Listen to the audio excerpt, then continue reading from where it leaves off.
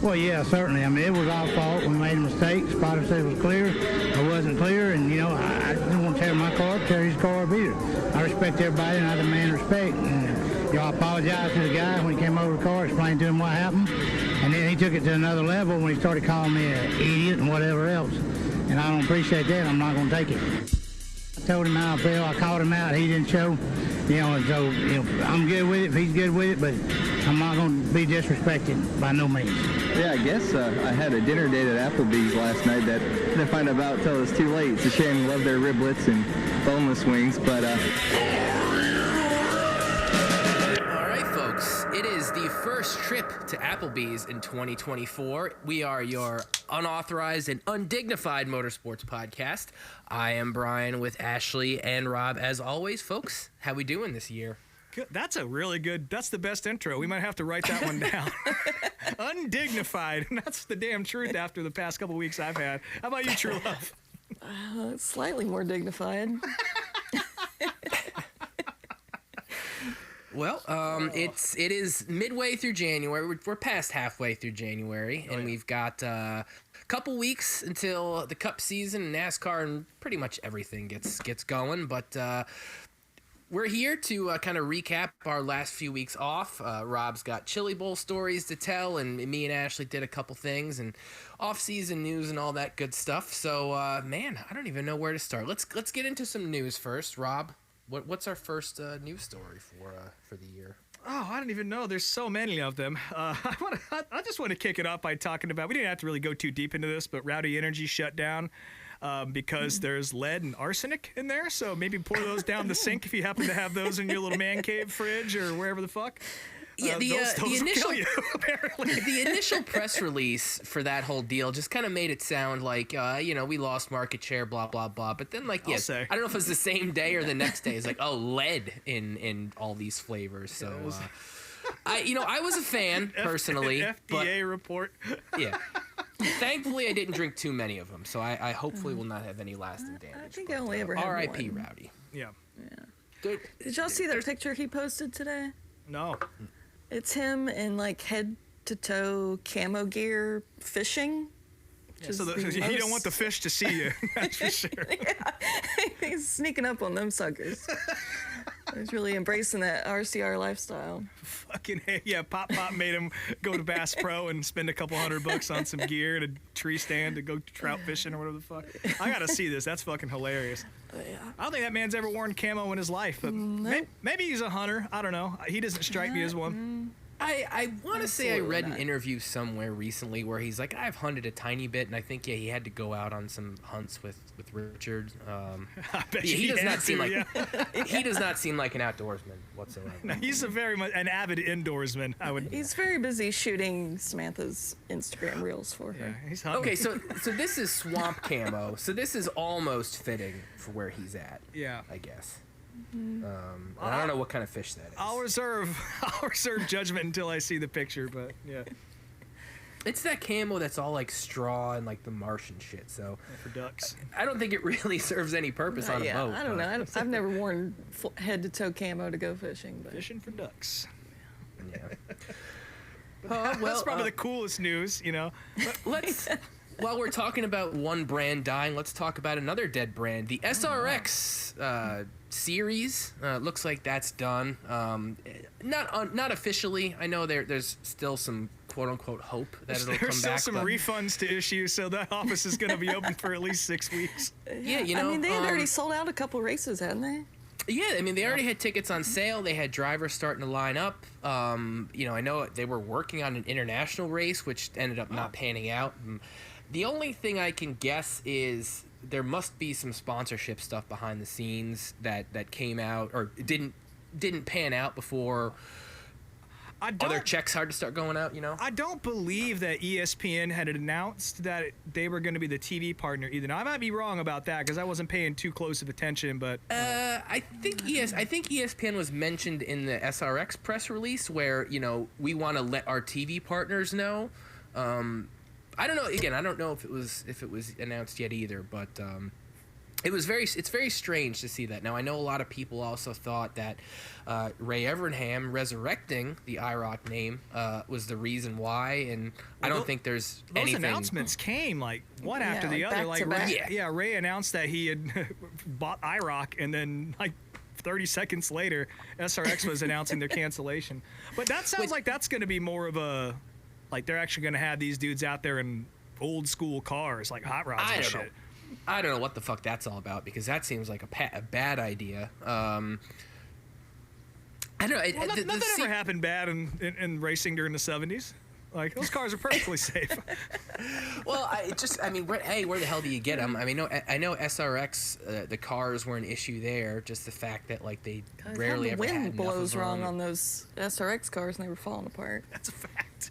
Well, they had Paul Tracy out there. Oh, yeah, what they did. Yeah. Having a little rodeo, taking his PBR sponsorship a little bit too seriously, and yeah. Yeah.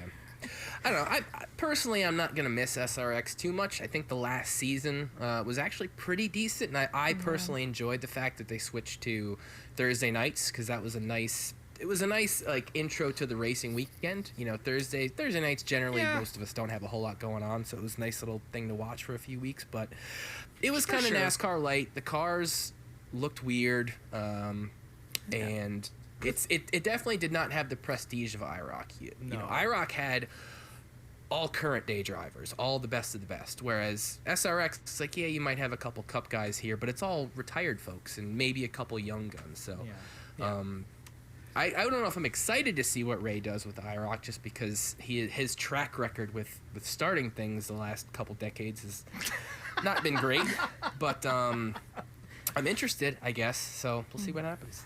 Yeah, I don't know. I'm kind of the opposite with SRX. Like, I thought it was a cool concept, but them being on Thursdays, like, generally, like, by the time they started running, there was always racing happening on Thursday nights. If you had, like, a World of Outlaws or a Dirt Vision subscription or Flow or Racing America, there's always shit going on Thursdays that I was watching instead. Like, if given the opportunity to watch the World of Outlaws over, you know, a bunch of guys over 50, like, racing single file, and then like Doug Kobe whooping ass, you know. Well, that was cool, I guess. I feel like that was more of SRX is more of an in-person event to kind of witness rather than watching it on TV. Like, I just never felt like they really figured it out. And if given the option of watching other racing, especially the stuff I'm really into, then that's what I'm going to do rather than flip it on ESPN to watch that. So kind of it's a tough concept to really get out there to people, because your audience is already pretty small. You're probably not getting new fans to tune in. You know, this is very much I've been watching racing for a while kind of series. I don't think there's any new fan out there excited to flip on the TV and watch Elio Castroneves and Paul Tracy out there race these fucking square body fucking Matchbox cars. You know? Well, what's funny is my buddy Ed, who listens to the show, he was actually bummed because like he was mainly a race fan in the early 2000s, like when he was a kid. So like he's like, oh, I know all these guys, and now he's like, where am I going to see Bobby Labonte? I'm like, well, you have to go find a modified race somewhere. Yeah, smart tour, baby.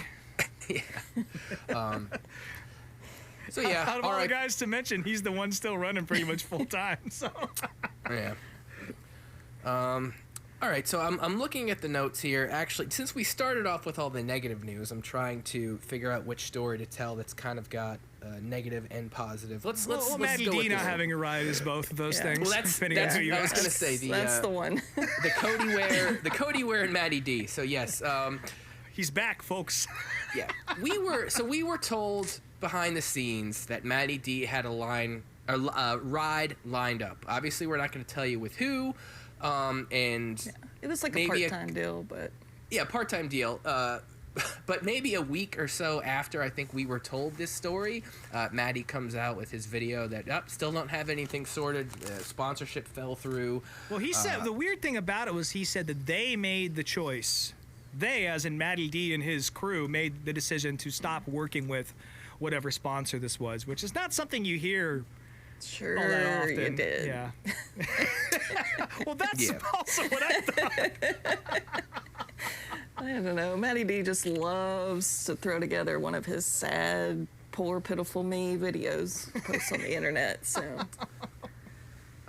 I mean, if y'all want to figure out the math as to which team we might be talking about, do the research yourself. I guess it remains to be seen. BK Racing, he's coming back. They're coming back. He's coming back. But again, a driver that is coming back is Cody Ware. Somehow Cody worse. Honestly. I mean, yeah. Matty D doesn't totally suck, and then Cody Ware is just, when you're talking about talent level anyway, yeah, I know it's the family team. He's coming back to Rick Ware. He's going to split time in the 15 with Kaz Gralla, which I'm kind of excited to see him out there and see what he can do consistently in a cup car.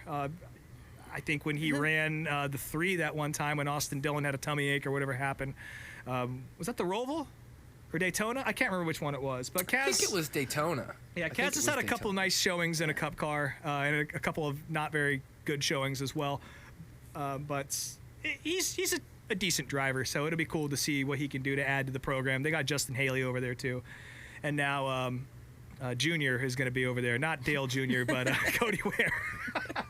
He's been exonerated. It's all good. He didn't choke anybody, folks, apparently. That was made up. So I feel like his dad was probably hoping he would go to prison so that he wouldn't have to put him back in that car. Yeah. But here we are. Yeah. So I guess we'll... One more thing to bring the yellow out, I guess. So. Well, that's true. You can always count on him. Very true. So next up, next week is the Clash in Los that Angeles. next week and- No, the week after. Oh. Are we Right? sure? Hold on. No, it's next It's week. like a week and a this half, coming right? weekend. It's What day is it? the Oh 4th. yeah, that's right. That's It's right. next week, folks. Next week. Next week and week's a the half. Clash, and this year NASCAR decided to do the format a little bit differently, running the heat races with qualifying on Saturday as a standalone event, and then all of the Consi race and the main event on Sunday. Which a good idea, in my opinion. Plus, the Mexico Series is going to be involved too, which I think is really fucking cool. Yes. That's some good racing that most people don't even know exists. So that'll be neat to see those guys across the border. But initially, with this change, it was announced that on Saturday, no fans would be allowed into the stadium, which, before we even get into what happened, is absolutely fucking insane. In 2024, to do any sort of race with no audience. Like, why do you want to go back to the COVID era? It doesn't make any sense. Even if it's an exhibition race, very weird to put that on TV. Well, another piece of the fan uproar was that all the heats used to be run on Sunday, and when you bought a ticket, you got to see the entire show. You saw all the heats. You saw the Consi race or the B main, whatever the fuck you want to call it, and then the feature, of course.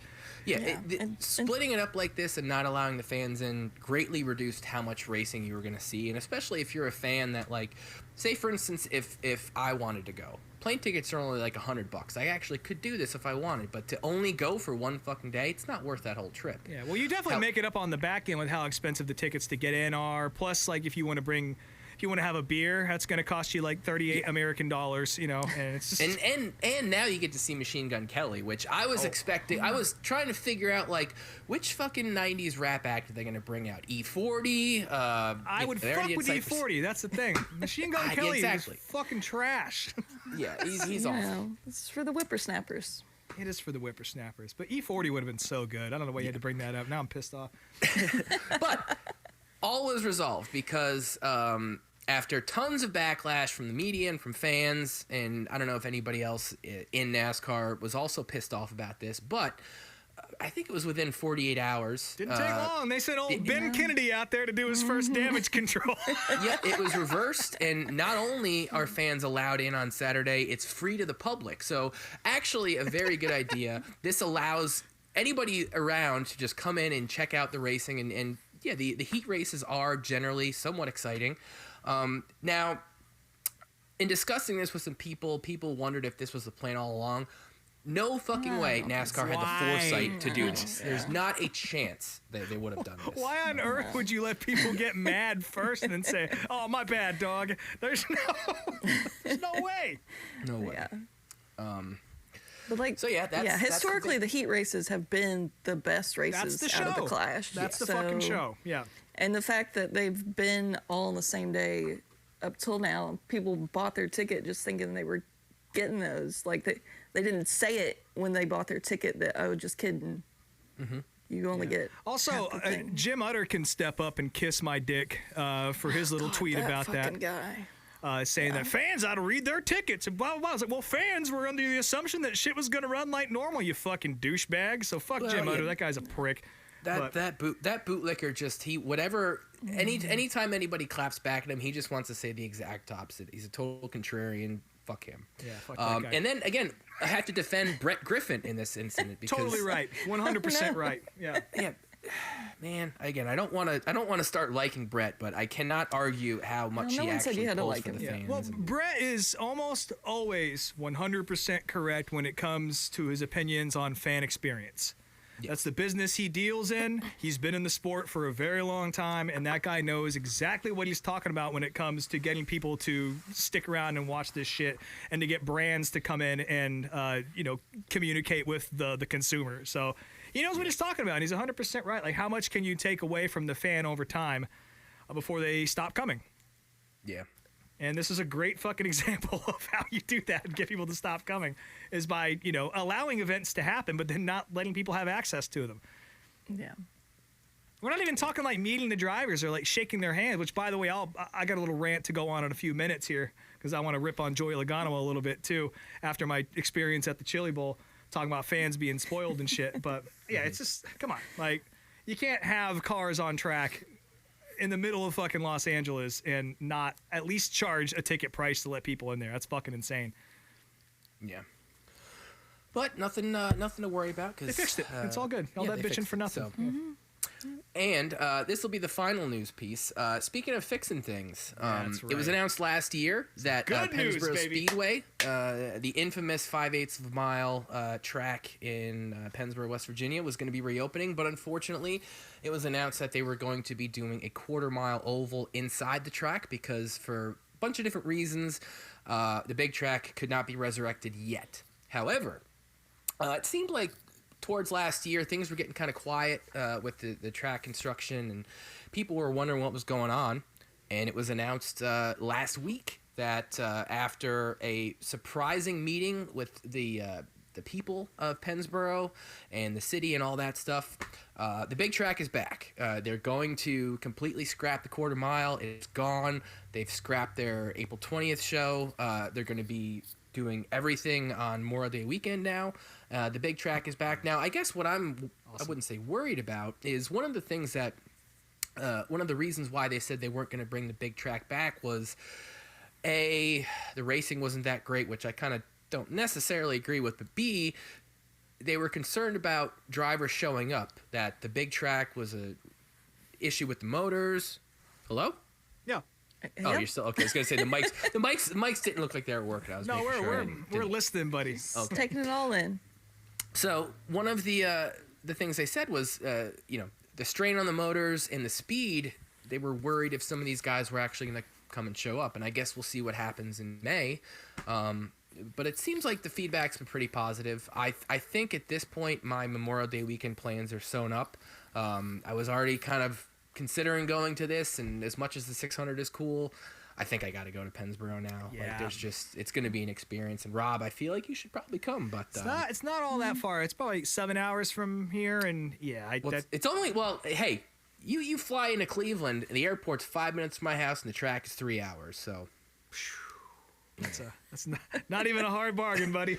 yeah. So, I don't even mind driving to that because that is something you're going to want to see. And again, if this big track ends up not drawing everybody they want to, or the racing's dog shit and freight train and aero racing, all that shit, I'm pretty sure that you're going to want to be there for the first one, regardless. It's one of those things like North Wilkesboro. It doesn't matter if the race sucks. It doesn't matter. Pennsboro's back. You can be at the facility. You can see race cars. You can take in that history.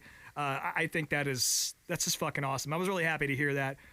They were able to get that sorted out because that was always kind of part of the plan. They were going to get the 5/8 mile at least in condition to where they can run it once in a while. Yeah. And at the very least, fans will be able to walk the track and still be able to see it. But this is far better in my opinion. yeah, I'm pretty excited. I'm hoping it's not my first super late model race. I'm hoping I get to go to one between now and then, so I at least kind of know what I'm getting into. But either way, to get to go and experience that a year after experiencing the rebirth of North Wilkesboro would be pretty fucking cool. So, yeah, but again, ending the news with a positive note, and on to the rest of the season. Fucking A.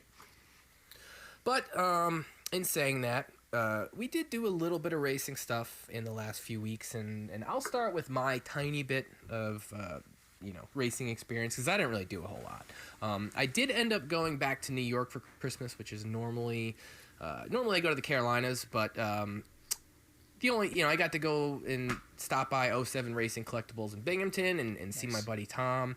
And then the weekend after that was the first ever Northeast Legends round table at the Dirt Modified Hall of Fame in Weed Sport.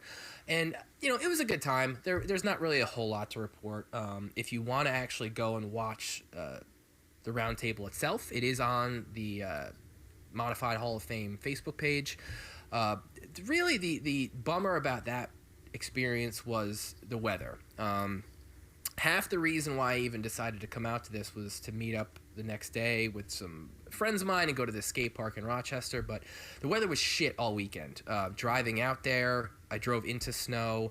I know a lot of the folks, had to drive from out east and had to drive through a ton of snow, so the whole show kind of got started early and ended early. There was no mingling. Like, as soon as we were done eating and done talking, everybody just bounced. No mingling. Because, there was like, by the time the dinner was over with, there was like 4 or 5 inches of snow on the ground outside. So definitely kind of balled up the weekend a little bit, but, it's nice to see. Were you the only person not wearing a tuxedo? Oh God, no, not at all. This was not a fancy affair. He's the only one wearing a tuxedo. Yeah. This was not a fancy affair. Nobody was dressed up, so That's too bad. It is a shame. Yeah. But it was a good time either way. And again, nice to see Kenny Tremont and talk to him for a few minutes, and again, hear him and Billy Decker and the other guys that were there. It's if you're a modified guy, it's worth going and watching the video. But oh, cool. That was pretty much my racing stuff. I will be going hopefully to Charlotte sometime in the next few weeks for a little bit of racing tourism, but that's pretty much it. Just getting my plans together for the racing year. But I know Ashley and Rob both took some trips, so you're up. Yeah. Yep. I did a couple things. First of all, I want to say I've been dealing with dental issues for like the past several weeks, which is really annoying, and I've kind of developed a little bit of a lisp because of it, which is also really annoying. But I'm supposed to have surgery. Yeah, nobody would have known if you would have had to said it. I can hear it. It drives me crazy. I'm having to have surgery in March, so maybe that'll fix it. But anyway, so when was this? A couple weeks ago, Andy said he had a surprise for me, and he wouldn't tell me what it was. But when he picked me up, he was hauling his drift car. I was like, okay, so it's going to be drift car related. Yeah. He still wouldn't tell me where we were going. But we ended up going to Atlanta Motor Speedway and getting to do some laps in his drift car around the speedway. That's so sick. Which was insane. So sick. Like, just being there when it's completely empty, like having a place like basically to yourself in itself was like cool. But yeah, got to do a few laps, and that repave is nuts. It's like slicker than pig snot. Fast. Yeah, going in those curves, you feel like you are just so high in the air, which I mean you are, but like going at those speeds, Yeah. several stories up in the air, like it was crazy. The G-forces too, and like, whew. Do you have your Hans device on? Your neck restraints? No, we didn't. We didn't even wear helmets, but that car does have like the 5-point harness in it or whatever. So, but yeah, that was super cool. That's awesome. So, like, how did he hook that up? Do you even know? Well, it was through his job. Oh, nice. It was job related, but yeah. That's so fucking cool. And I know that's your home racetrack too for at least NASCAR anyway. Yeah. So that had to have been really cool to get out there. And you've never done a ride along at Atlanta before, had you? No, not Atlanta. I've done a ride along at Daytona, and I've done a ride along in a pace car at Dover. But this the first Atlanta experience. And That's fucking cool, man. And then afterwards, like the guy, I think he was the vice president of the Speedway. He was there, and like when he saw me and Andy like decked out in our vintage racing gear, he was like fanboying over that. So I think because of that connection of him like really digging what we were wearing, he was like, yeah, after you finish your laps, you can just go out there and do whatever you want, do a little burnout or whatever. So That's awesome. so yeah, after we finished our laps, we got to do a burnout on the start finish line too, which was, you know, That's how many fucking people can sick. say they've done that? Yeah, most NASCAR drivers can't. So Well, yeah. Matty D can't. He definitely cannot. Oh man, that's awesome. So yeah, that was my racing stuff. We also went to the Savoy Museum this past weekend and saw their Bigfoot exhibit. That was the other thing I was going to ask you about, because you sent us that Yeah. photo of Bigfoot. Which one was Yeah, it? So they had what I think they had 1, they had 8, they had the electric one, and then they had like Yeah. the Bigfoot cruiser, like the little street truck. I think that was it, right? Yeah. Yeah, that's those are the 4 they had. That museum I had never been to. I think it's like a newer museum, and all the other cars in there were like 1930s, 40s, like super fancy. So like the contrast of those insanely expensive fancy cars and then a row of giant monster trucks was pretty funny. That's awesome. Yeah. Well, But you- that's what the original Monster Truck Hall of Fame museum in Indiana was like. It was actually first housed in another automotive museum. Like you'd go in and there was one big part that had all regular cars, and then there was another building off to the side. That's where all the monster trucks were. And now it's in its own facility, but yeah, kind of a weird dichotomy there. Yeah. Oh yeah. What's the name of the museum again? Savoy, Savoy. Cool. I think they have like a lot of exhibits coming up. I kind of want to go back soon because since the Indianapolis Motor Speedway Museum is closed for like 2 years or some shit while they're redoing it, Yep. that they're having like traveling exhibits, and they're gonna have Oh, shit. a couple of those come through there. So That is something I'm interested in. So maybe I'll have to come down Atlanta way and we'll go do that. I wonder if any of that stuff is going to go up to the Ford Museum too, because I've been meaning to go up to that yeah. one in Detroit. I know they have a ton of old Ford racing shit there, so I wonder if because Detroit I think is closer than where you guys are at to Indy, so yeah, Kinda. I It's don't know. equidistant for me, but I'm sure there's a list somewhere where all it's going. we'll have to check that out. Because the Indy collection is insane. So So yeah, that's what I've been up to. nice. Really, I'm just here to hear all about Rob's Oh. Chili Bowl experience. yeah. I mean this is the main event, folks, because yeah, Rob had a big week in Oklahoma. Sure and, fucking did. We'll see what several I can. weeks. We'll see what I can remember about it.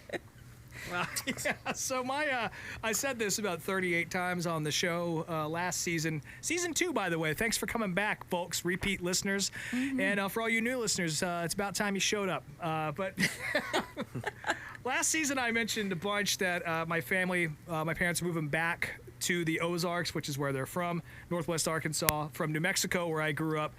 And as a result, I was going to have the opportunity to go to the fucking Chili Bowl Nationals in Tulsa, which has always been on pretty close to the top of my bucket list.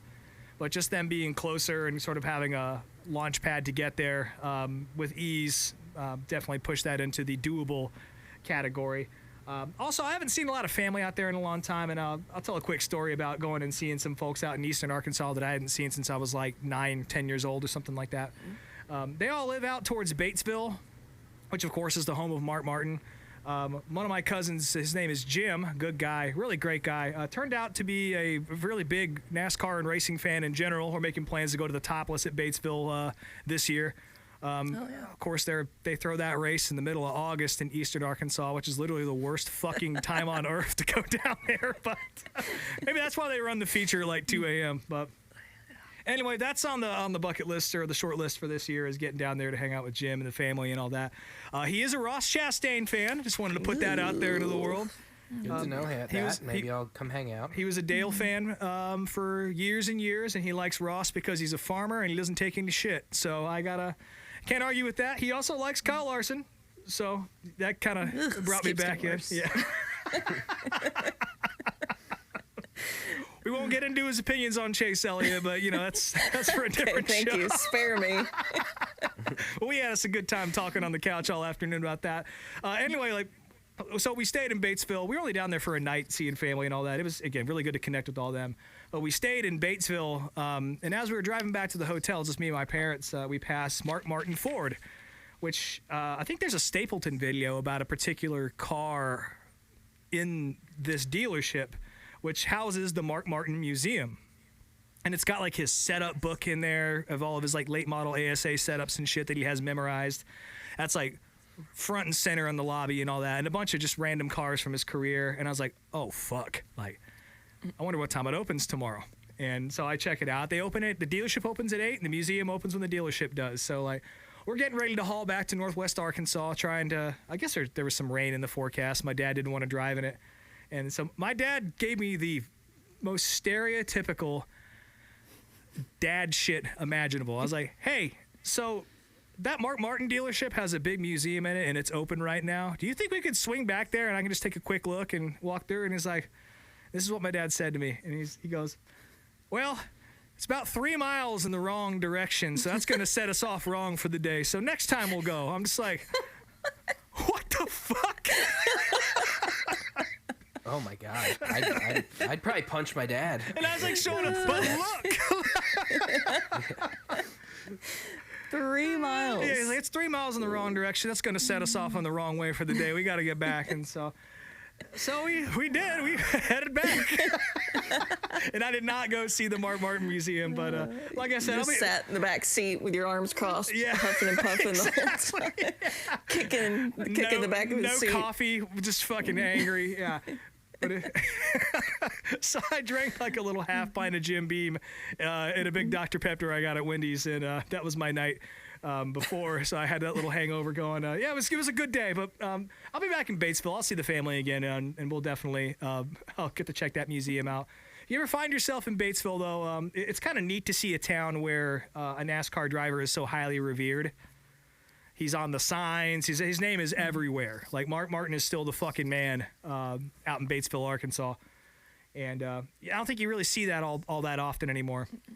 If you come to Dawsonville. Well, I mean, besides there, of course. But yeah. And certainly not with any, like, modern drivers, really. I don't think you see that. I don't think there's a sign in Elk Grove, California for Kyle Larson.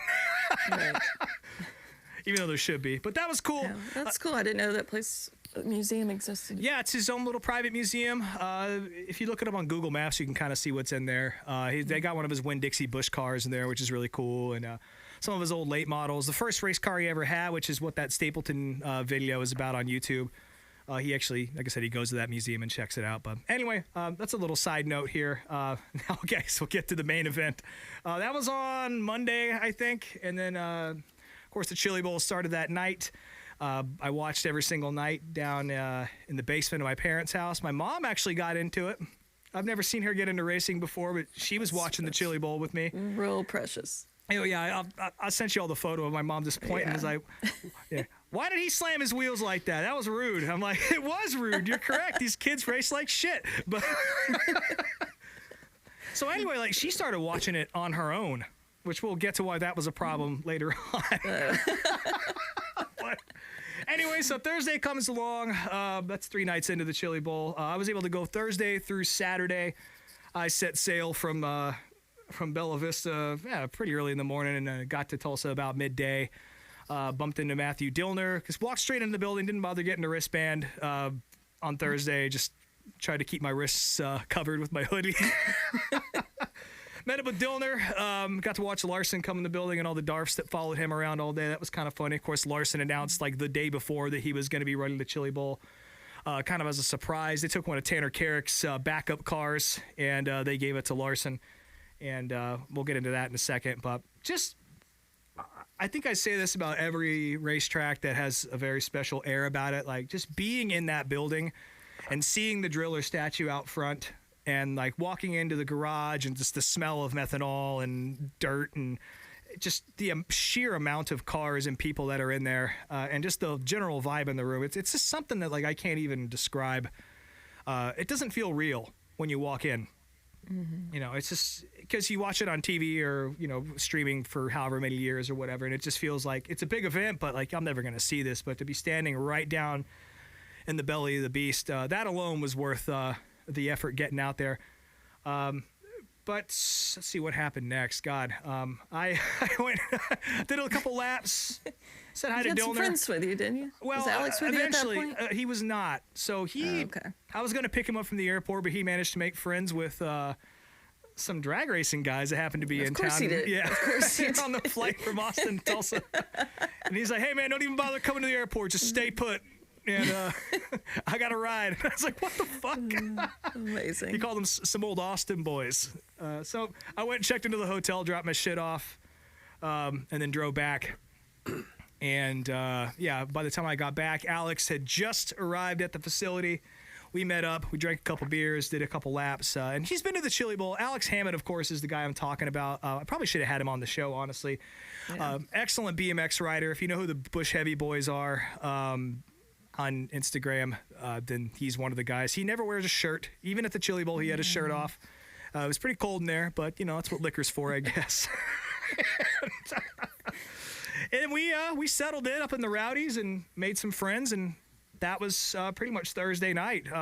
There's a little, I don't know if you guys have paid close attention to the Chili Bowl setup, but the backstretch is where all the general admission is, and there's the big Rowdy section in turn 2 that goes almost like halfway up the backstretch.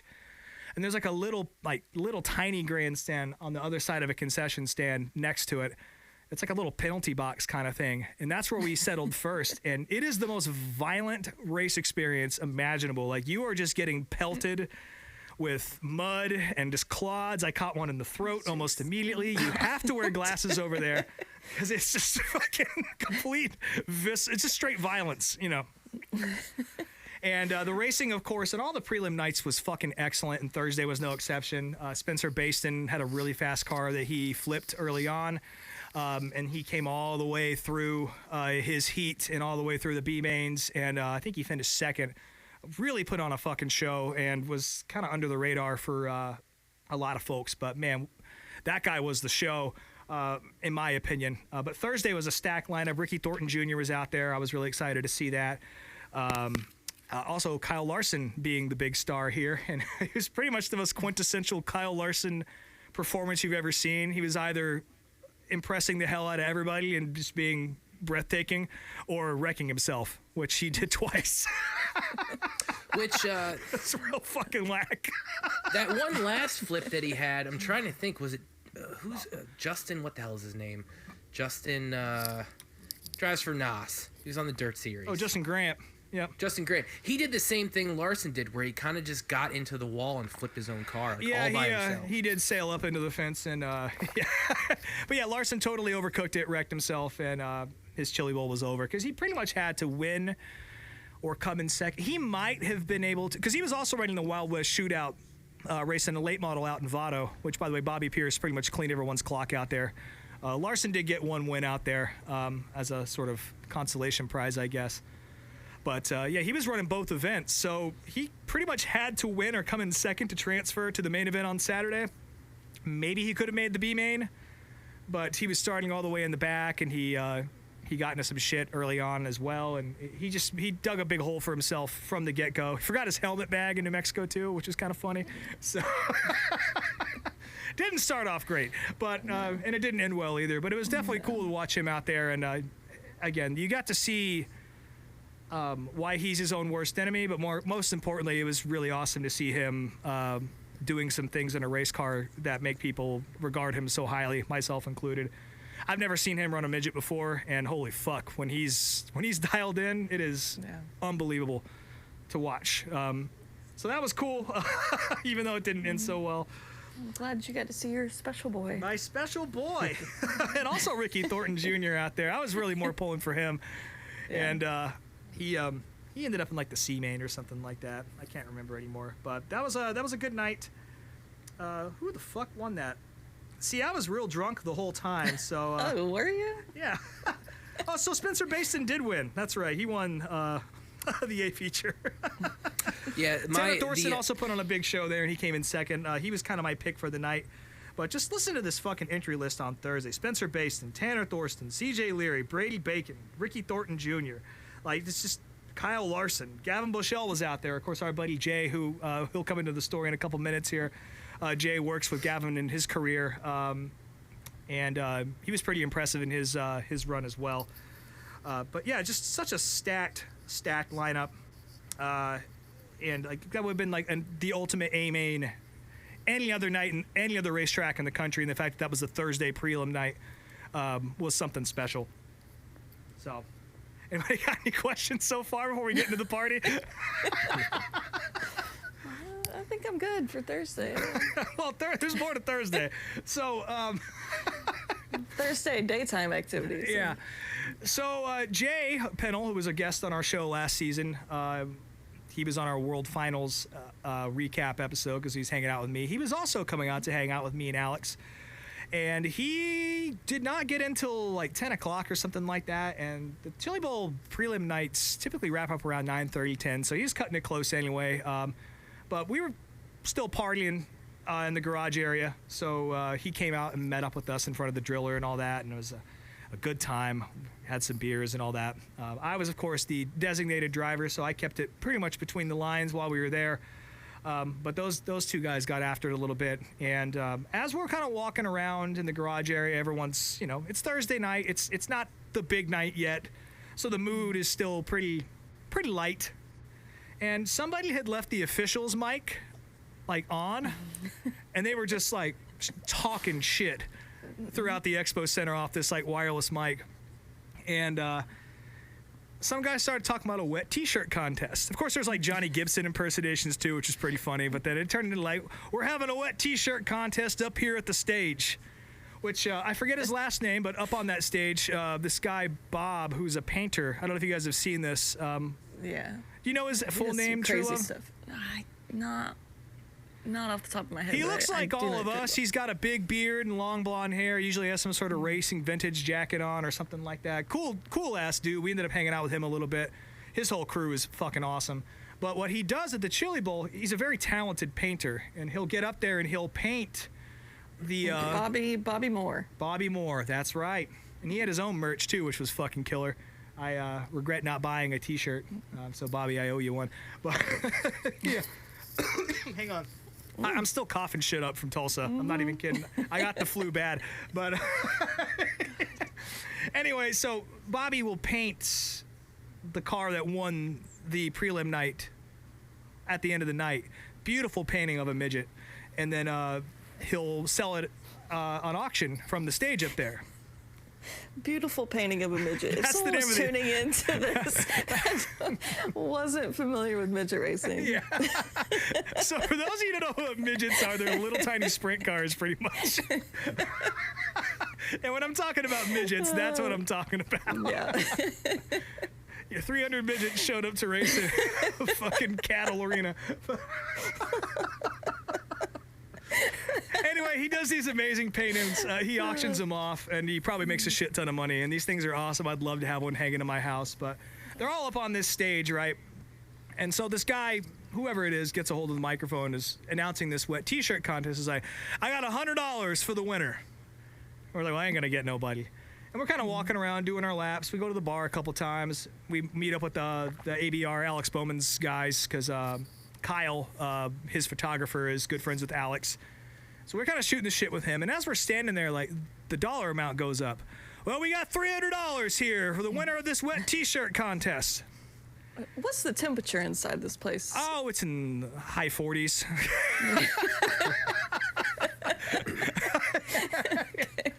And as we're standing, the number just keeps going up and going up. And it's like, well, I want to go see this, Let's go check this shit out.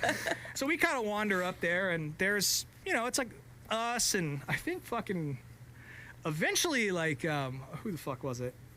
Oh God, Buddy Kofoid was up there waiting. He also had one of his cars up there that had been painted for him winning. But yeah, Buddy Kofoid. There's a bunch of people who slowly started to filter in. And we didn't realize that there was about 1,000 people there by the time the jackpot got up to $2,000.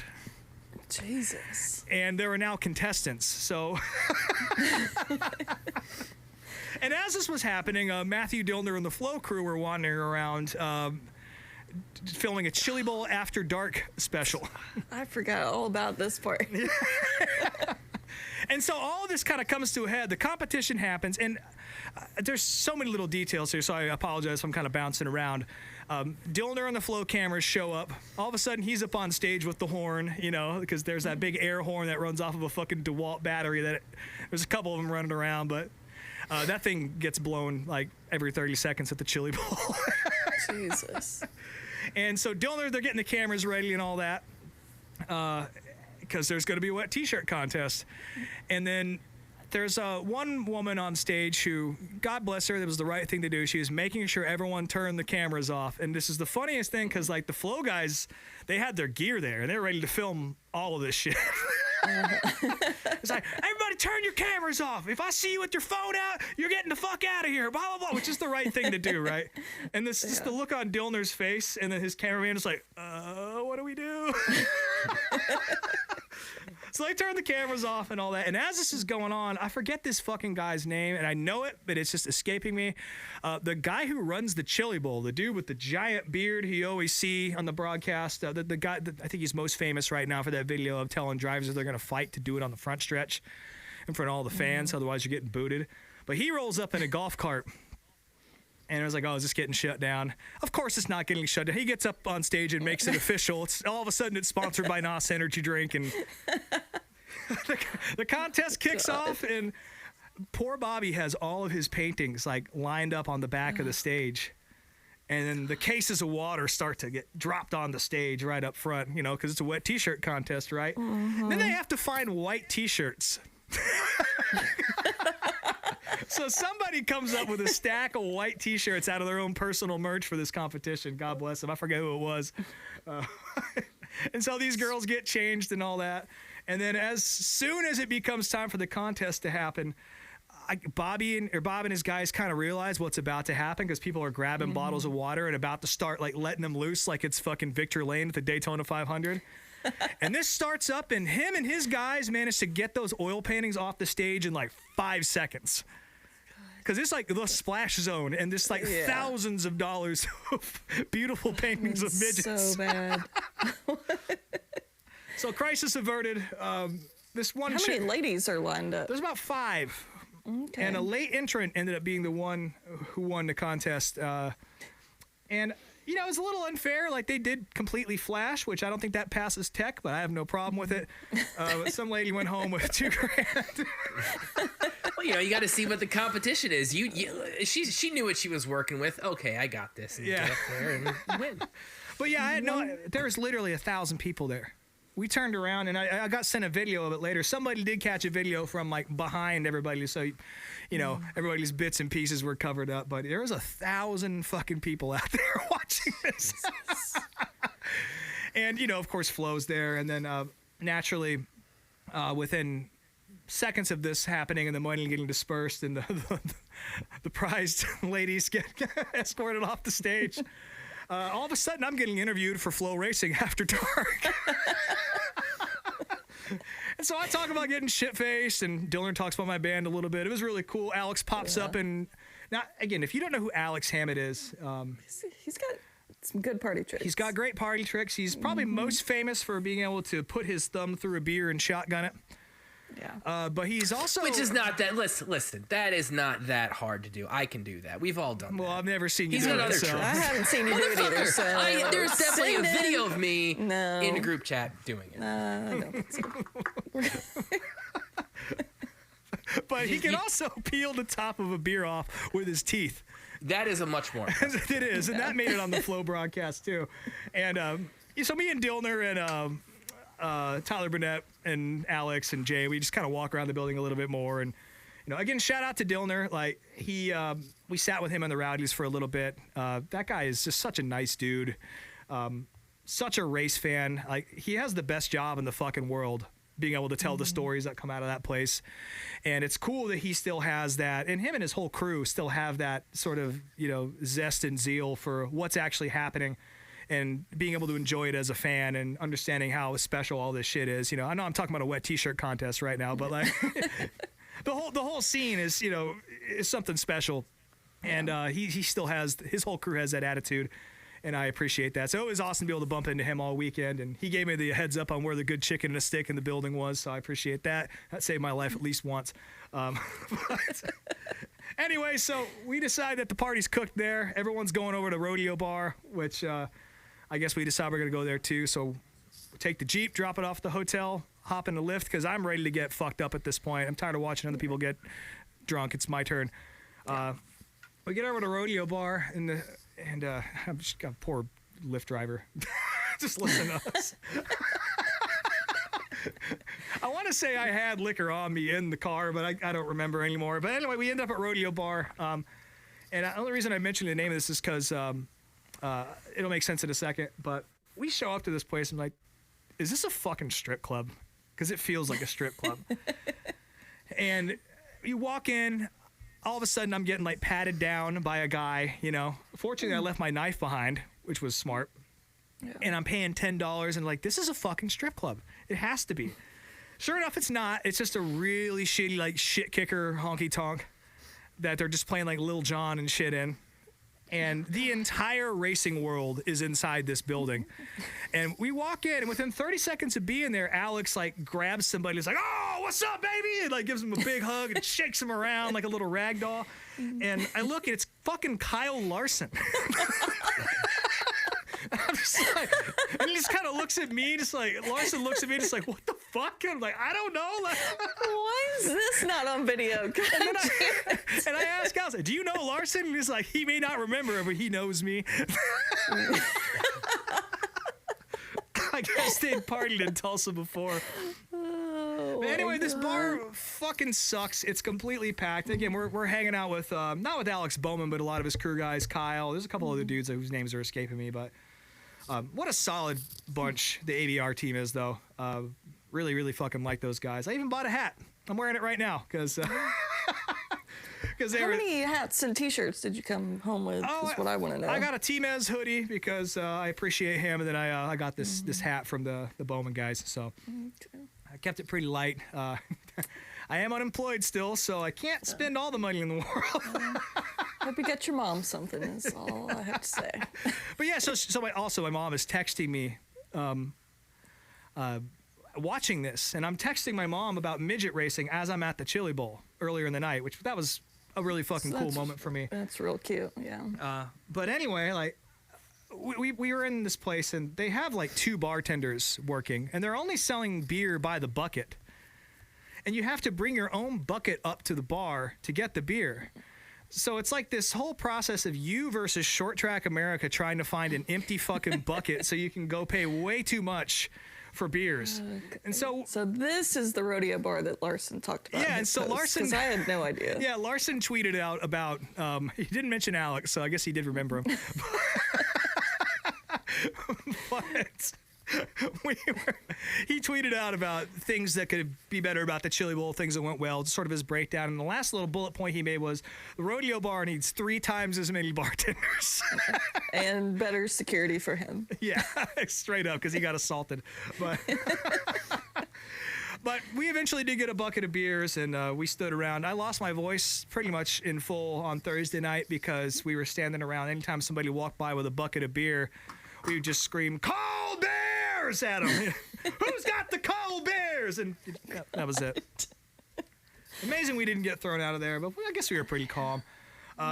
Yeah, just the stars of short track racing were in there. Jesus. Yeah, hey, Ricky Thornton Jr. was up in there. We made him laugh by screaming at him. I forget who else, but and then back at the hotel, it was like probably 3 or 4 in the morning when we got back. But yeah, fuck Rodeo Bar. That place needs a lot more than new bartenders. So We didn't even have a wet T-shirt contest. didn't even. I think they closed the bar down early too because they literally ran out of beer. Because I don't think they expected that many Sounds people to about show right. up. But yeah, line dancing, lots of line dancing. I didn't see anybody notable out there line dancing, but I did see some dude. He picked up a girl. It was like a slow dance, and he like lifted her up and held her by her shoulders with her legs up in the air like a figure skater. And he did one full lap around the entire dance floor with this chick upside down with her legs up in the air. Precariously balanced. Jesus. But, God. I know I'm forgetting something from that night. We found some weed on the ground at the Chili Bowl, too. That was cool. So Friday, we wake up, and, God, what the fuck did we even do? We went to this How'd great you place. wake up? It was probably like 11 or noon, something like that. Okay, We that's hopped in a pretty car, decent. went to a great place called Dilly's Diner, one of the two. It's in downtown Tulsa. Great food, super awesome staff. They took great care of us. Ended up shooting something with the bartender. But she was awesome, and the food was awesome. So if you're ever in Tulsa, I recommend going downtown and checking that place out. And then we headed over to the Expo Center for Friday night. Just more of the same. Really great night of midget racing. Again, the preliminary nights are way better racing. Saturday is just so long. It's just so fucking long. And at some point, I think the only real highlight that I can think of I want to talk about on the show here, because the racing, again, it was great. But like I said, we've been riding dirty all weekend. Like, nobody had wristbands. We just kind of walked in. Oh, yeah. Yeah. And Jay got busted on Friday. Dang it, Jay. Pretty early on. He had to go buy a wristband. Yeah. And we don't see him for a while because I think he's out wandering the pits, talking to people, whatever the fuck. I don't know. So it's just me and Alex for a good chunk of the night. And, of course, like, Alex, I don't know if this is a party trick or just who he is, but he rarely has a shirt on.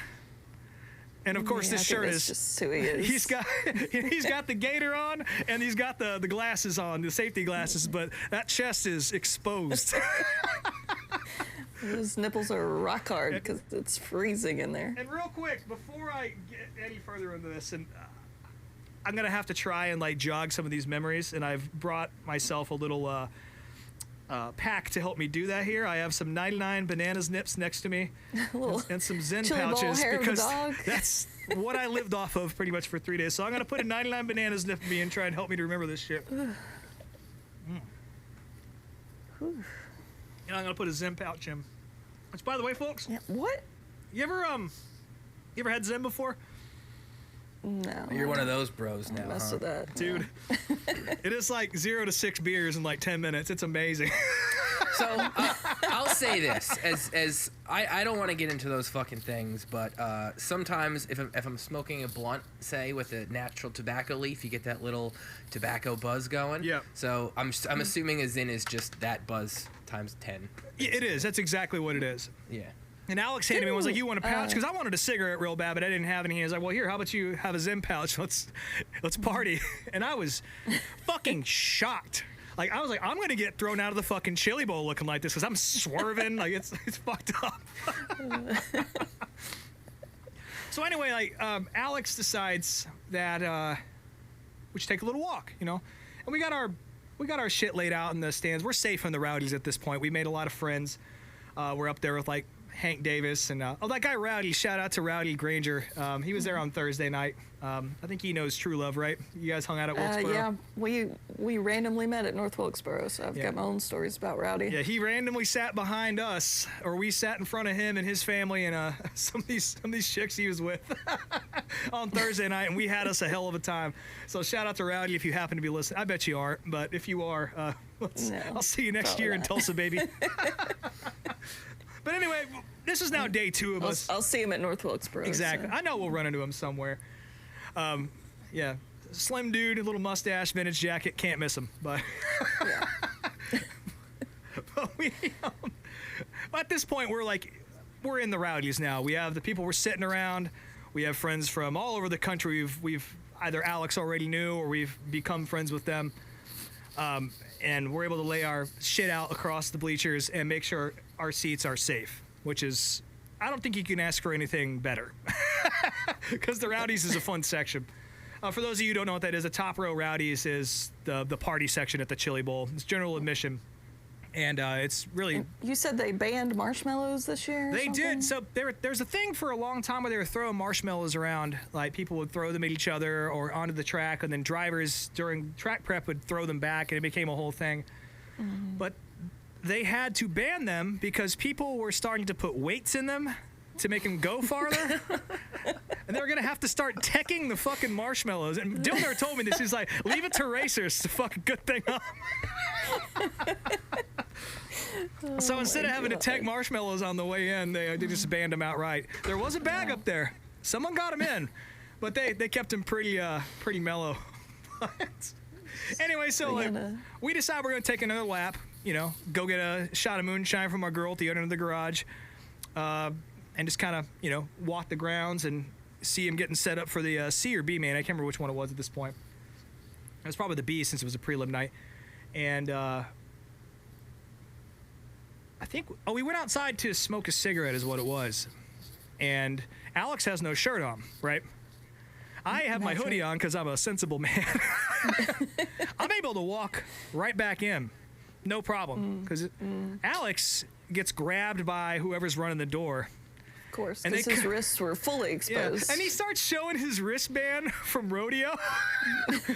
What's it? It's on the wrong arm. It's, And this guy, it's the most cartoon ejection I've ever seen. Just, grabs his wrist, pulls it off with the knife. I don't know where you got that, but you can't be in here. And I just kind of same thing that happened a little later when we lost our buddy. I just kind of went blank and faded into the darkness and started texting me because they wouldn't let him go back and get his shit. And by this point, the temperature had dropped to 10 degrees outside. It was fucking cold. Fucked. It was fucked. So I went and got his shit, and met him outside. We did a quick lap and just went in the next available door. Went right back. Watched the A main. That's the way you do it. Yep. And at this point, like I said, Jay, our buddy, was with us. We had lost him. I think he was on the phone with somebody. I don't know. We just lost him. We've been partying. And we're texting him all night up in the Rowdies. We're screaming, "Where's Jay?" And people are doing it with us. He gone. Jay's just gone. We don't know where the fuck he is. And we decide we're going to Lenny's, which this year was pretty dead. Typically, that's a place where people will go party, like a lot of the teams and shit. Our hotel was walking distance from Lenny's on purpose. Because they hold Chili Bowl after parties and shit like that. So we say fuck it at the end of the night. We did our laps. We're drunk enough. We're taking a cab over to Lenny's and we're going to party there. And Jay will find his way back. He's got a key, right? And as we're getting into the lift in front of the Golden Driller statue, Jay just appears out of fucking nowhere. "Oh, what's up, guys?" And so he gets a ride back with us over to Lenny's. I was like, "Where the fuck were you?" He was like, "At the Chili Bowl." I was like, "What the fuck?" So we go to Lenny's and we end up, there's no one there for most of the hour we're there, but we power hour it and we sing along with a Poison cover band for a little while. And they played Friends in Low Places, and that's when I blacked out a little bit. And again, our hotel, beautiful La Quinta Inn and Suites. I'm going to put the Zen pouch in now because this is going to help me unlock some shit. Okay. Somehow, next thing I know, I'm at a hotel that's not ours, even though our La Quinta is you can see it from Lenny's. I'm like, what the fuck happened? And we're at the ABR guy's hotel somehow. And apparently I was drunk enough to not recognize any of them because I just walked past them. Like, "Hey, Rob!" And I just kind of dead-eyed him and walked right past. And I was just I was too drunk to set up Lyft on my phone because I got logged out for some reason. I couldn't type that. That's the worst. And I was and I looked at the map and I was like, fuck it. It's only a half-hour walk back. I'm out of here. And I just, the next memory I have is I'm buying a big old bag of Cheetos at a fucking Speedway across the street from this hotel. And I'm just cussing them on the way back, because I'm by myself. I'm like, fuck you guys. I think Jay sent a text to everyone. He's like, I'm back at the hotel, and I just said, good for you.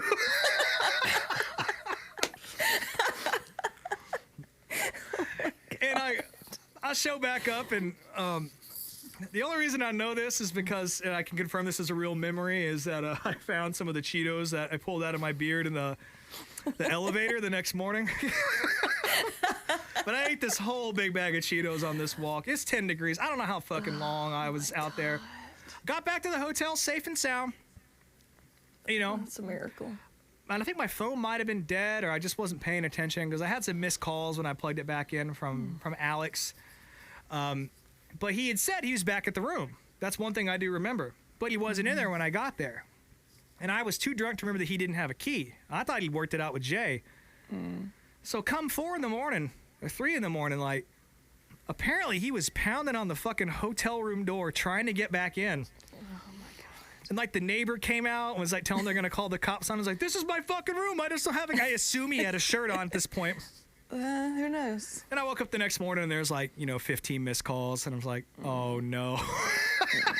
Fortunately, Alex has friends in Tulsa, so he made it across town and continued the party, and we all linked back up, and it was all good. He wasn't mad about it. At least he didn't say he was. And we ended up, I don't know when we linked up again. It was pretty early. Went and got brunch at this place called Smoke. Again, another good restaurant. Tulsa's got some good food, man. I'm telling you. Really good food. Also, at Dilly's, that place, best Bloody Mary I think I've ever had. You know, a lot of bartenders will say that they make the best Bloody Mary you've ever had. Oh, I'll make a good one. It's like, bullshit, you do. But this lady actually did it right. We had 2 or 3 of them when we were there because they were so good, which probably is why we lost Jay. That's why you thought it was the best. It was just real well balanced and spicy. A lot of the time, it just didn't taste like nothing, but this one was great. Anyway, Saturday, we go have brunch, pick up some nips to the liquor store next door, getting ready. And the thing about the Chili Bowl is that they start running at 9 a.m. with like the Z mains or whatever. And unfortunately, it is too much because it causes the track to suffer because there's so much rubber getting put into it.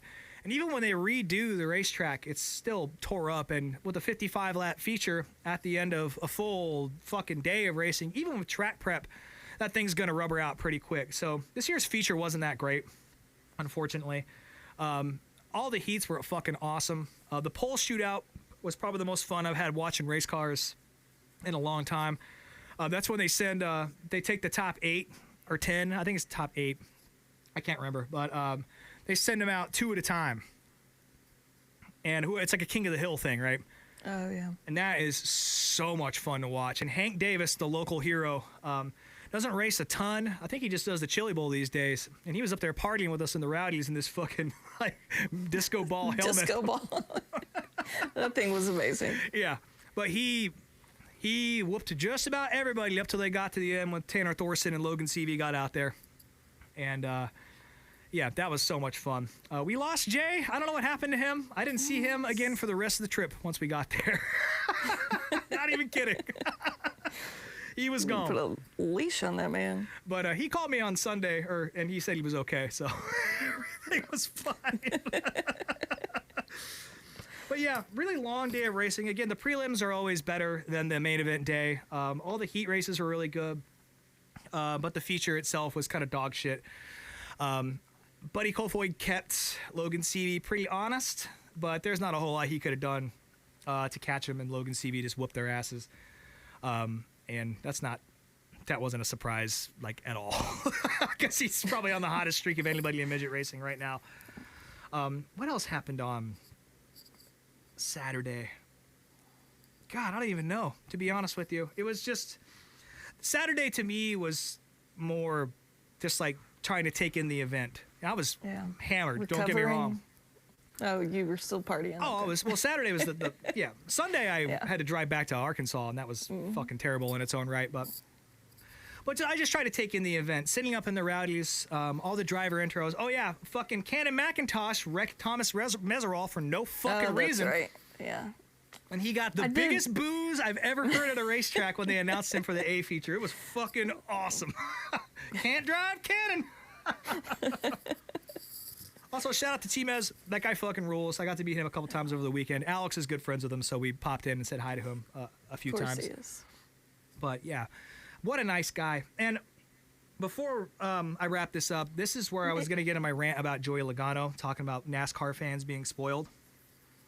Because I want to give a shout out to Chase Briscoe, who also ran the Chili Bowl. Always does pretty good. He's pretty handy in a dirt car. I got to watch him whoop the shit out of the entirety of New England dirt racing at Loudon this year. Did you see him at rodeo by chance? I bet he was there. Probably. I'm sure he was. But he had that beautiful Mahindra tractors, sparkly red, candy apple red midget. It looked fucking awesome. Could not get a picture that did it justice because it was so pretty. But this motherfucker is out there selling his own T-shirts, standing at this little short folding table from like Tractor Supply or fucking Harbor Freight or something, selling his own wares, talking to whoever. Nice. Even Larson's out there doing the same thing. Ricky Stenhouse is just walking around, taking time, talking to people. And then you have somebody like Joey Logano or Jim Utt or any of these other motherfuckers out there talking about how fans are spoiled and they have it too good and they don't know. Go to the fucking Chili Bowl, bitch. Like, I met more NASCAR drivers. And then Alex Bowman's team, for example. Yeah. Alex was just hanging out. He was playing crew chief, so I think he was kind of sparse, but he was definitely out partying. He was hanging out. You could have talked to Alex Bowman if you wanted to. Like, and Kyle Larson is as good as it gets in NASCAR. There's like 4 or 5 drivers on his level, I'd say, right? You know, like, yeah. And just the fact that he's just there. He's not hiding from anybody. He has no reason to hide, and he's happy to talk to everyone and meet every single person that fucking walks up. And you got getting Chase bear hugs. And getting abused at the rodeo bar. But to all that talk from these, you know, NASCAR guys saying that the fans have it too good, you have no fucking idea. And fuck you. I will be booing Joey Logano. I already was. But, right. Just keep it going. But I'm going to keep that going. Because fuck that. Because like we have some of the best fucking drivers in the world walking around there, whether it's dirt, asphalt, whatever the fuck. Ricky Thornton Jr. is hanging out too. That guy has no reason to talk to anybody anymore, but he does. And I would say the only... Oh, who wants to go first? You go first, Ashley.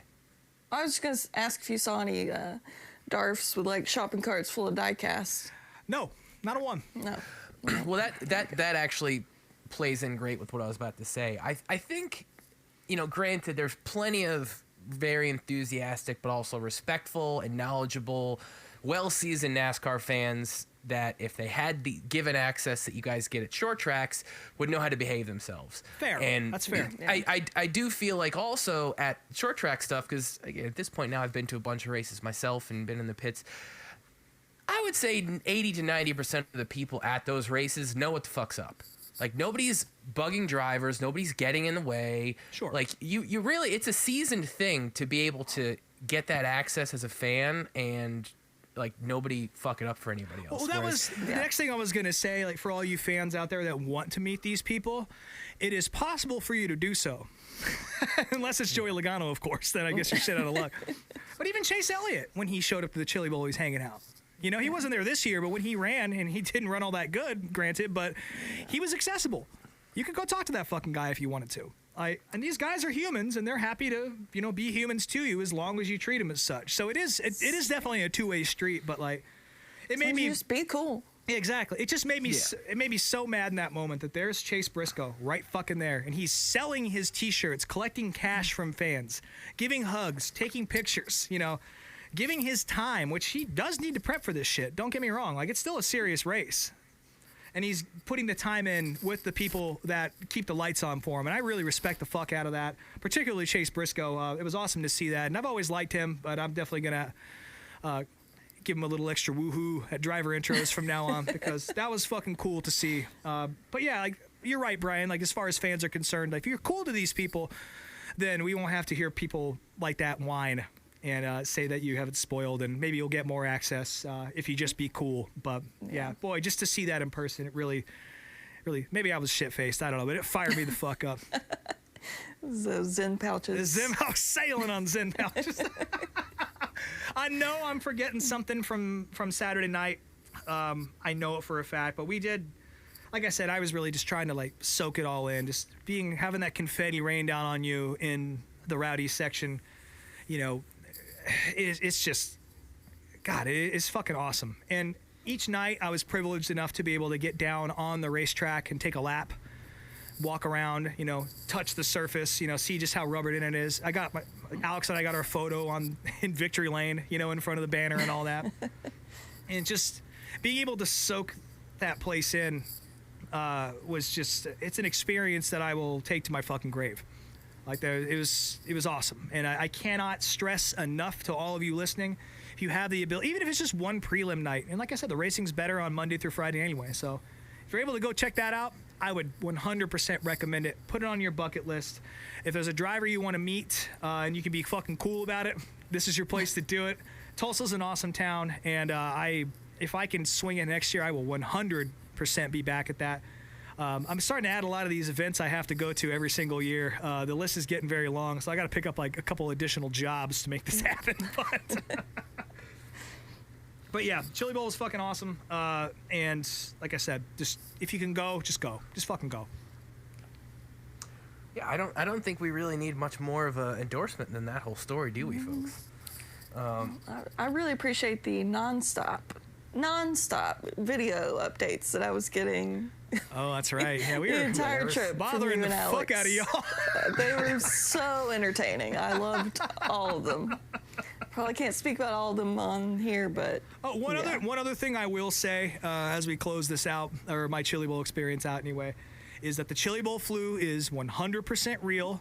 You breathe in methanol for days in a row, you will get sick. I felt fucking hungover for days, and it wasn't just because the booze, because that went away, but it was definitely like I was poisoned. And Matthew Dillner gave me really good advice, and I'm going to share that with you guys. It did help a little bit. It didn't save me completely because I wasn't diligent about it, but bring a neti pot with you and flush your sinuses as soon as you get back. And watch all that black shit that comes out of your nose. Ugh, and it will help you a little bit. or you poison worse than you would be if you chugged Rowdy Energy. I felt pretty awful when I got back. So after the Chili Bowl, I had to drive to the airport and pick my wife up in a snowstorm. And as we're like chugging along at 10 miles, and they don't clear the roads in the South because they just let God take care of that. Yeah, that's what we do. Yeah. And I'm like, We don't believe in salt around here. Fortunately, I had a fucking Jeep I was in, so I'm still white knuckling it in a fucking 4-wheel drive, you know, like in 4 or 5 inches of snow that has never been treated, just slowly dying and like shivering, like it was awful. Let's see, anything else I want to talk about here? Oh, there's a guy in a Kevin Ward Jr. shirt up in the Rowdies. That was pretty funny. Hell yeah. Alex sent me a picture of that. The Weed Man. See, that makes me not want to get Amazing. rid of the Aaron Fike shirt that I have. even though Wear it doesn't that fit shit. me. Wear it. But yeah, again, shout out to all the ABR guys. They were fucking awesome. Kyle Beckman, amazing photographer. Any cool photos you see coming out of that camp, he probably took them. Also got to link up with one of our former guests, good buddies. What the fuck was his name? I'm such an asshole. Steve Owen. I don't know what he does with the Bowman guys, but I know he hangs out with our good buddy Mike, who was on the show earlier this season. Steve that I met at Martinsville? Yeah, you know Steve. Yeah, he was there too. Yeah, he's awesome. Yeah, he's fucking amazing, and it was really cool to hang out. He was there on Saturday only, but he was hanging out with all the same crew that we were hanging out with for Thursday and Friday, and it was a blast to chill with him. He tried to make it over to the Rowdies with us, but it was a little too packed by the time he was able to break away. But it was awesome to link up with him, and we'll all end up at a racetrack at some point together. But yeah, just a lot of great people this year. And again, just go. Just fucking go to the Chili Bowl. And that's it. I've been talking for like an hour, so. Yeah. Well, that's what we're all here for, was the Chili Bowl story, so. Well, we'll wrap up this season premiere episode with two things real quick. One, before we get into the little video that we have, some brief breaking news while I was listening to your story there. So it was announced earlier today that there's going to be some sort of NASCAR electric vehicle demonstration at the Clash next weekend. Oh, shit. And Rob, you get one guess as to who's going to be driving that car. The electric one? Yeah. Oh, God. Now, why would I ask you that question? It's got to be Whack. Come on, motherfucker. You should have already guessed this by now. It's not Ty Gibbs, is it? No, it's David Reagan. Oh. Oh, Why? What do you mean, why? You're the David Reagan super fan. Of course it's No, why that's David Reagan? Oh, I don't, probably because he's like, I don't know, he's in the 500, but not driving in the Clash. I don't fucking know. Weird. Regardless, he'll be there and Slim he's doing picking. it, so Damn. there's that. David Reagan, huh? weird. I thought it was gonna be Ty Gibbs. He has to plug his little tail into the fucking ignition to get it started. Thought it'd be someone young and hip and relevant. No, baby, it's the pride of it. And the other thing, I guess, which ties into the video of the week, we were talking about a bunch of dead things earlier on in the show, and unfortunately, during the Jesus. winter break, we lost one of the legendary drivers of the sport, Cale Yarborough. He passed away right around Christmas time, I want to say, maybe New just Year's after Eve. Christmas. New Year's Eve, okay. Yeah. And obviously, being that he is one of the most legendary drivers of all time, there are obvious plenty of tributes throughout the sport. And one of the things that got posted was a brief little 8-minute video on the NASCAR YouTube page and the website and all that stuff, it was very clearly cut up from, I don't know what old sort of documentary show or video or I want to what. see the rest of it, whatever Well, it the was. first Yeah, half so of do it I. I've definitely seen before. I just can't remember what it came from. Yeah, I there wasn't really any info in the video either, but regardless, there's a bunch of old, I think 79 footage, and all the Cale clips are cut out. It's a nice little, there's some racetrack footage, but there's also some footage of him at home. He's driving a Blazer, doing his city councilman job. Like he's like a councilman in Florence County, South Carolina, which was where he lived. It's a neat little video. Just again, very cool archival footage, behind the scenes, shot on film stuff. I don't really have a ton of notes myself, other than the fact that there's a lot of shots of Darlington. And granted, this was 79, 80. Darlington looked like shit back then. Like Yeah, even dude. like the stands looked like they were falling up. apart. The radio, They were made out of the wood. announce tower looked like shit. Everything looked awful. Like, and this was at Darlington was even at that point one of the biggest tracks in all of NASCAR. So that was It looks like Thompson now. yeah. It's very strange, but that's pretty much all I have to say about the video. What do you guys have to say? For me, just visually, this video was amazing. Like, it was like peak 70s, like, the cars, the colors, Yeah. the style, like peak 70s racing, like straight up porn for me, who like nerds out on this shit.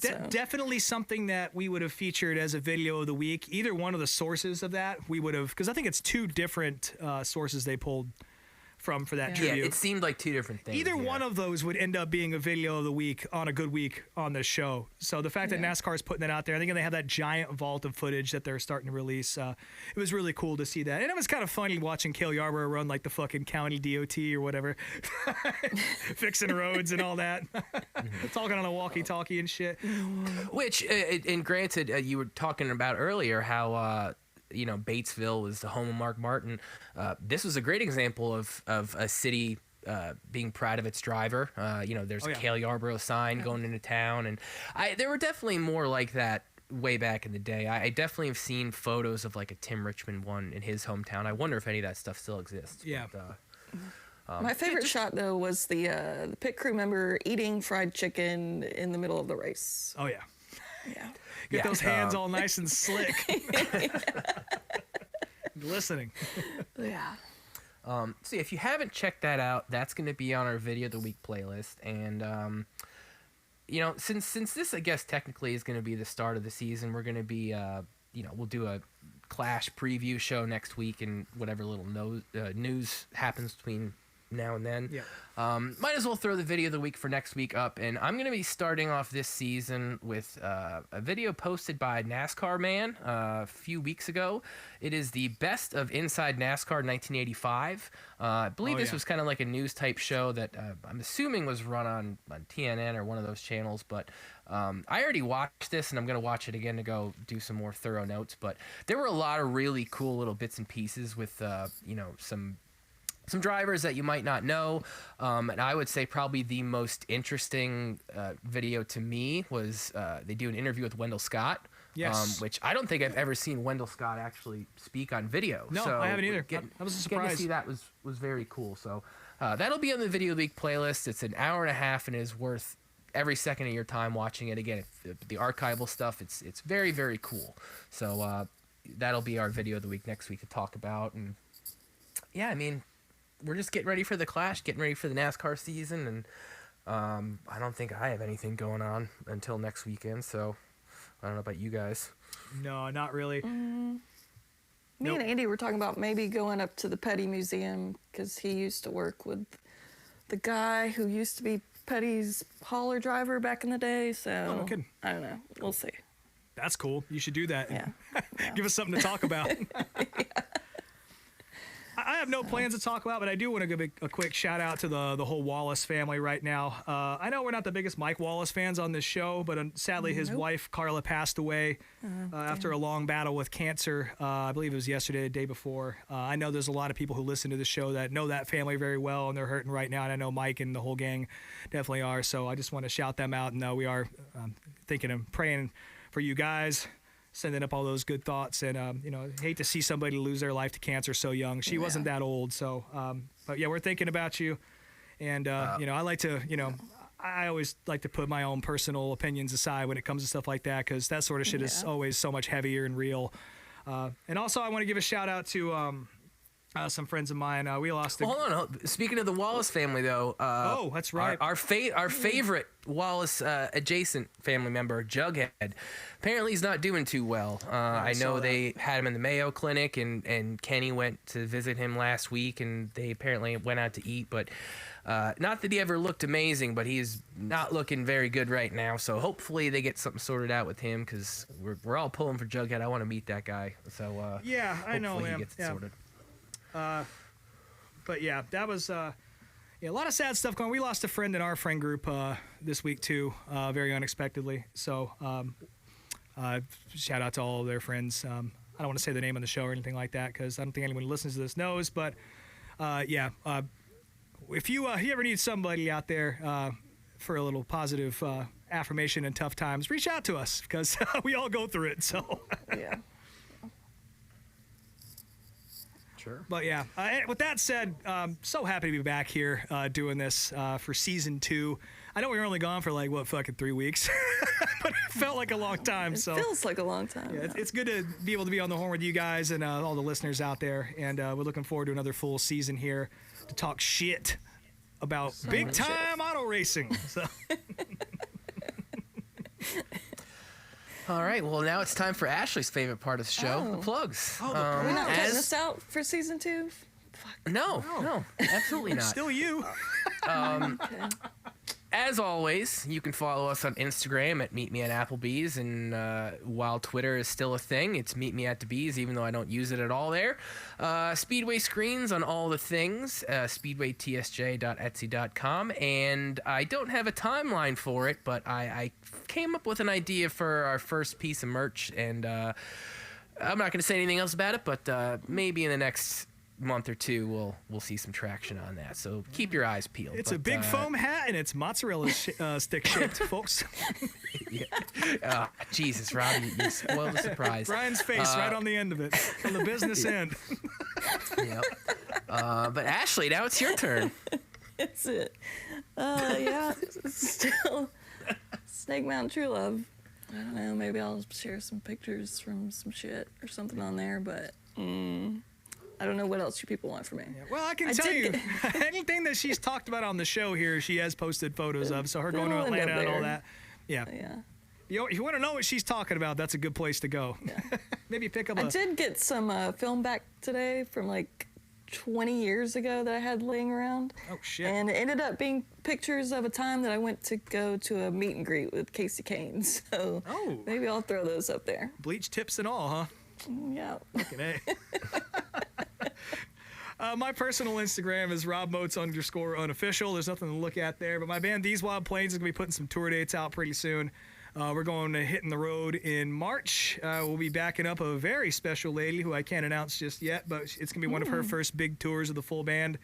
And you do not want to miss, I'll just say fucking old Charlie Marie. She's a pretty hot to trot country singer, and she's very Great good. description. And I know there's a lot of people out there down south who want to see her, and some of y'all are going to get your first chance to do that, and those dates will be coming out pretty soon here if you follow These Wild Plains anywhere on the internet. So, Nice. Be looking forward to hearing those dates. hell yes. Cool. Hopefully you make it to Cleveland this time around, man. That's not the South, but one of these days we will. Hey, you Real know. quick, I do want to give a big shout out to the Ohio Department of Transportation. You guys know how to fucking treat a highway in the winter. God bless you, motherfuckers. I drove back all the way from Arkansas, and those are the cleanest roads anywhere I've ever seen. So kudos to Ohio. I never thought I'd say that. I talk a lot of shit about Ohio on this show. It is not the barren wasteland that I make it out to be completely. They at least have nice roads. So good job, guys. Well, you were in Columbus, so you were in the exact opposite of the barren wasteland that is most of Ohio. all but, dirt roads up top. Yeah. Yeah, you saw a little bit of it, but only from the highway. Well, they do a good job down south. So kudos for keeping me safe. There you go. All right, folks, that's going to wrap it up for this week's trip to Applebee's. We will see you all next week.